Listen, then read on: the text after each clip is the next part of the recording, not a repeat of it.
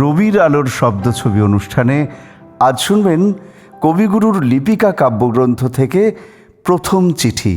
শোনাচ্ছেন রিঙ্কু ভট্টাচার্য।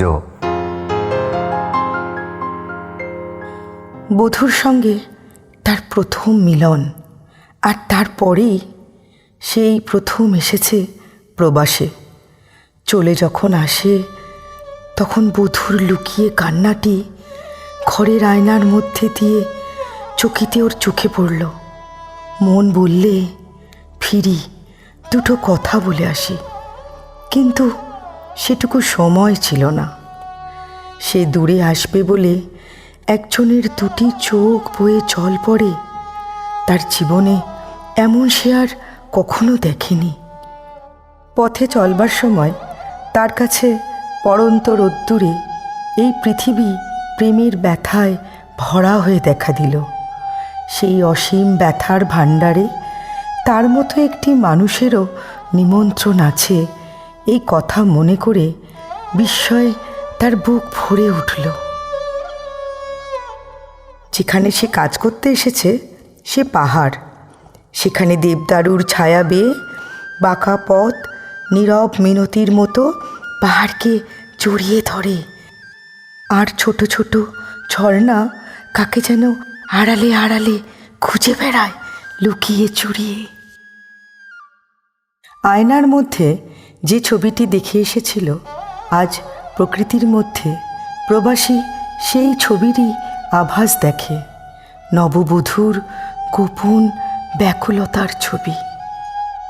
আজ দেশ থেকে তার স্ত্রীর প্রথম চিঠি এলো। লিখেছে, তুমি কবে ফিরে আসবে? এসো এসো, শীঘ্র এসো, তোমার দুটি পায়ে পড়ি।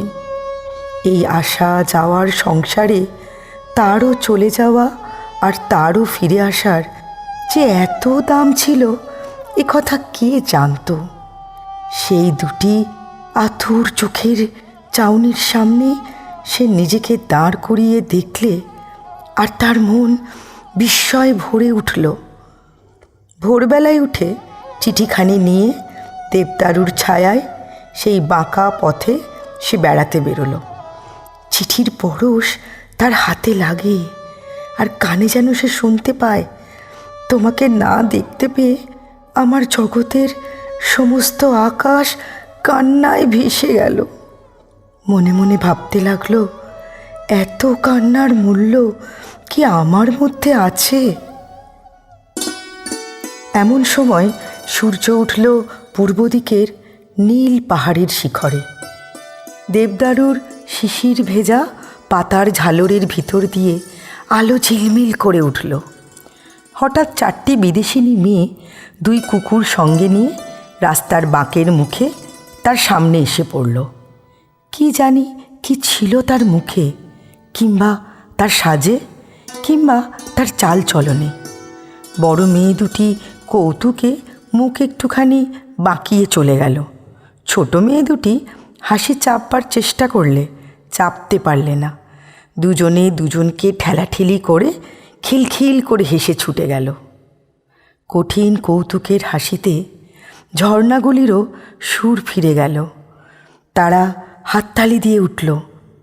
প্রবাসী মাথা হেঁট করে চলে আর ভাবে, আমার দেখার মূল্য কি এই হাসি?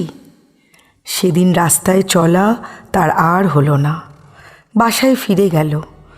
একলা ঘরে বসে চিঠিখানি খুলে পড়লে, তুমি কবে ফিরে আসবে?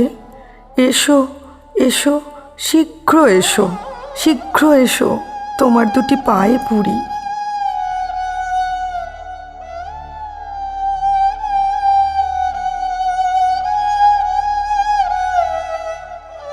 আমাদের নিবেদনের ভালো মন্দ বিচার করার ভার আপনাদের, অর্থাৎ আপনারা যারা শুনলেন। প্রতি মঙ্গল, বৃহস্পতি, শনি ও রবিবার আমরা হাজির হব নকশি কথার পাঠশালা প্রতিশ্রুতির ইউটিউব চ্যানেলে। আজকের মতো বিদায় নিচ্ছি। নমস্কার।